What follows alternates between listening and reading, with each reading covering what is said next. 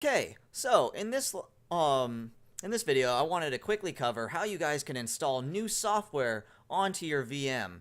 You don't have to use the VM as I've given it to you. You can delete software, like you don't need Vim and Sublime if you don't want it. You can use Emacs, or if you're really stubborn about it, you can use just like a notepad.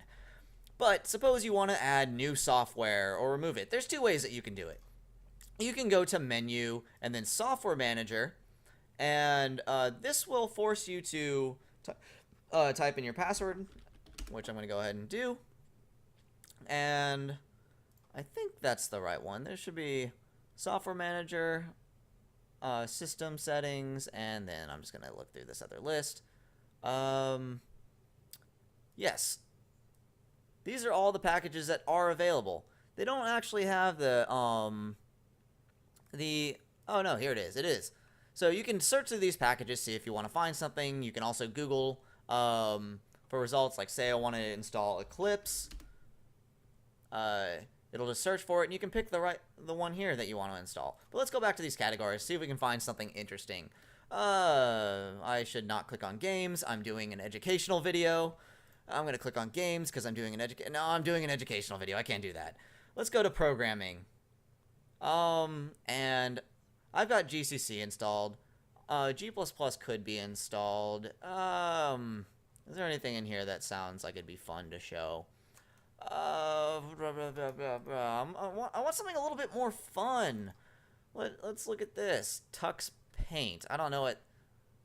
Okay, I am a child. I am definitely a child, so we are installing this one. So, let's install like this program. All you have to do is come up and hit install. The other option, it is as easy as that.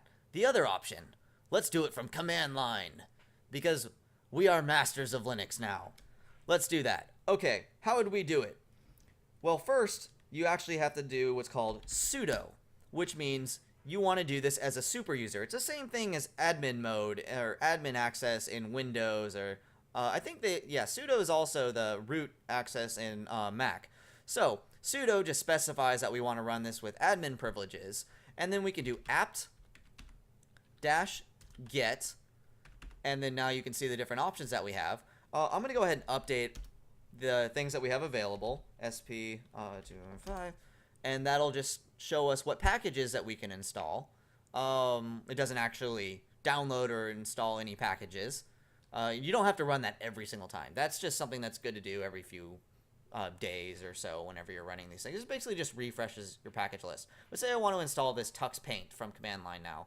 So we do sudo apt-get install and then tux, and then of course if you hit tab it'll finish it.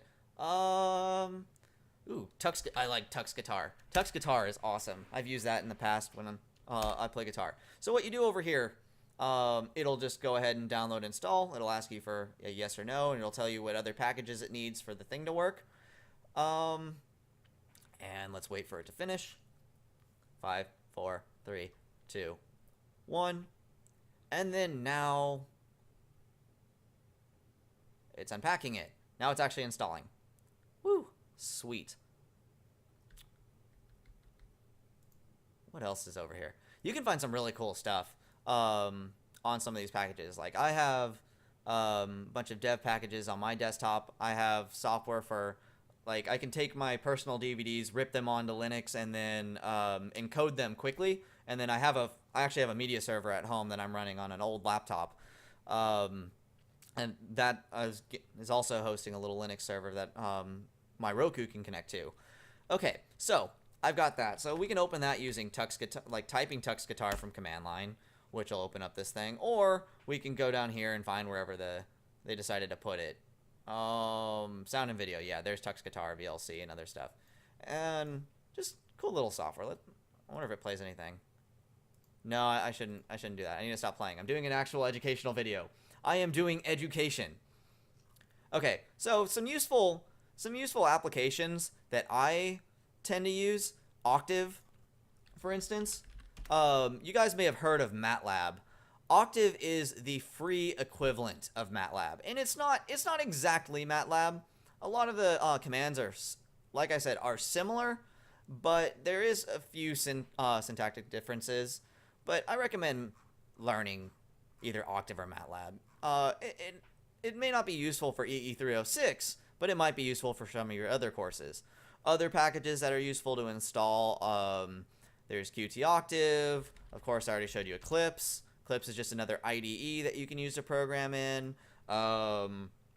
G++, which would be like if you wanted to compile C++ code using the new compiler, or other text editors. I think Chrome. I totally butchered that. Chrome. Also, you can get the Chromium browser, which is basically Google Chrome, or what Google Chrome is based on.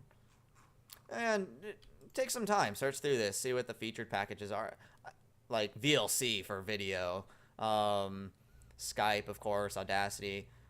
Basically anything that you'd find on Windows or Mac, a lot of the same programs you'll find on Linux, and then they might also have the free versions available.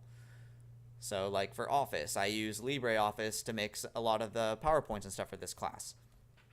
Anyways, that's all I wanted to cover in this tutorial. If you guys have any questions, just let me know.